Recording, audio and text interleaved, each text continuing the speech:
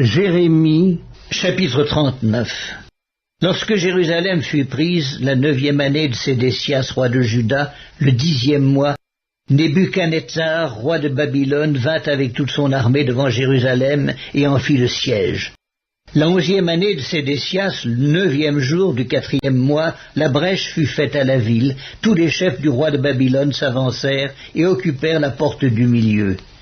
Nergal-Sharetzer, Samgar-Nébu, Sarsékim, chef des eunuques, Nergal-Sharetzer, chef des mages, et tous les autres chefs du roi de Babylone. Dès que Sédécias, roi de Juda, et tous les gens de guerre les eurent vus, ils s'enfuirent et sortirent de la ville pendant la nuit, par le chemin du jardin du roi, par la porte entre les deux murs, et ils prirent le chemin de la plaine. Mais l'armée des Chaldéens les poursuivit et atteignit Sédécias dans les plaines de Jéricho.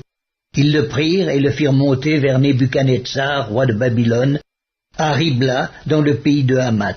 Et il prononça contre lui une sentence. Le roi de Babylone fit égorger à Ribla les fils de Sédécias en sa présence. Le roi de Babylone fit aussi égorger tous les grands de Juda. Puis il fit crever les yeux à Sédécias, et le fit lier avec des chaînes d'airain pour l'emmener à Babylone. Les Chaldéens brûlèrent par le feu la maison du roi et les maisons du peuple, et ils démolirent les murailles de Jérusalem. Nebuzaradan, chef des gardes, emmena captifs à Babylone ceux du peuple qui étaient demeurés dans la ville, ceux qui s'étaient rendus à lui, et le reste du peuple. Mais Nebuzaradan, chef des gardes, laissa dans le pays de Juda quelques-uns des plus pauvres du peuple, ceux qui n'avaient rien, et il leur donna alors des vignes et des champs. Nebuchadnezzar, roi de Babylone, avait donné cet ordre au sujet de Jérémie par Nebuzaradan, chef des gardes. Prends-le et veille sur lui, ne lui fais aucun mal, mais agis à mon égard comme il te dira. Nebuzaradan, chef des gardes, Nebuchadnezzar, chef des eunuques, Nergal-Sharetzer, chef des mages, et tous les chefs du roi de Babylone, envoyèrent chercher Jérémie dans la cour de la prison, et ils le remirent à Guédalia, fils d'Akikam, fils de Shaphan, pour qu'il fût conduit dans sa maison. Et il resta au milieu du peuple.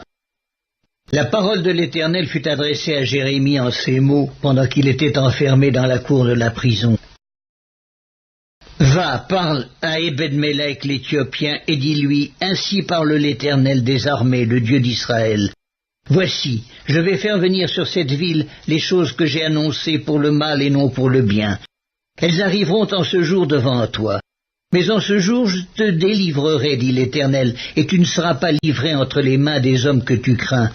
Je te sauverai et tu ne tomberas pas sous l'épée. Ta vie sera ton butin parce que tu as eu confiance en moi, dit l'Éternel.